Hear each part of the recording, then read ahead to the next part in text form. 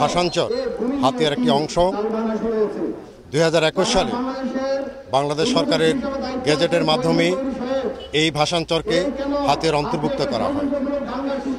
এই ভাষাঞ্চরকে বিচ্ছিন্ন করার জন্য একটি ষড়যন্ত্র চলছে, এটাকে সন্দ্বীপকে দেওয়ার জন্য।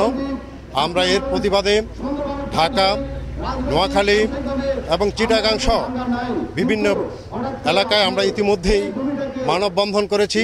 একটি কুচক্রী মহল উপদেষ্টা ফয়জুলকে ভুল বুঝিয়ে মিথ্যাভাবে তথ্য দিয়ে চট্টগ্রামের একজন সার্ভেরকে দিয়ে মিথ্যা রিপোর্ট প্রদান করিয়া সন্দীপকে অন্তর্ভুক্ত করার জন্য, এই ভাষাঞ্চরকে অন্তর্ভুক্ত করার জন্য পায়তারা চলতেছে এবং গেজেট প্রকাশের পায়তারা চলছে। আমরা জানতে পেরেছি, এই জানার প্রেক্ষিতে আমরা আজকে প্রতিবাদ করতেছি। চট্টগ্রাম, ঢাকা এবং হাতিয়াতে বিভিন্ন ছাত্র সংগঠনগুলো, পেশাজীবী সংগঠনগুলো প্রতিবাদ জানাচ্ছে, স্মারকলিপি দিচ্ছে। তারই ফলশ্রুতিতে আমাদের আজকের মানববন্ধন। আমাদের হাতিয়ার 8.5 লক্ষ মানুষ বসে উঠেছে।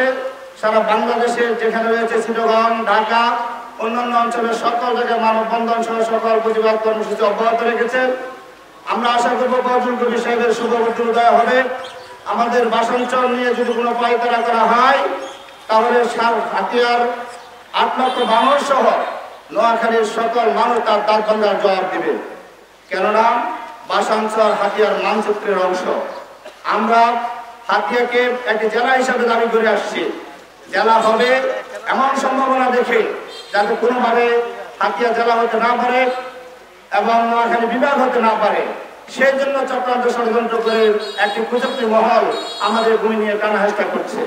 আমরা হুঁশিয়ার করে দিতে চাই, হাতিয়ার বাংলাদেশের যে সমস্ত জনগোষ্ঠী রয়েছে, জনপদ রয়েছে, সবচাইতে পরিবারী একটি জনগোষ্ঠী। যদি আমাদের ভূমি নিয়ে আর কোনো চক্রান্ত ষড়যন্ত্র করা হয় তাহলে আমরা সারা বাংলাদেশে হাতিয়ার মানুষ যারা রয়েছে, সন্তান যারা রয়েছে, আমরা মাঠে নেমে আসবো। আমরা দুর্বার আন্দোলন গড়ে তুলবো, কঠোর কর্মসূচি দিব।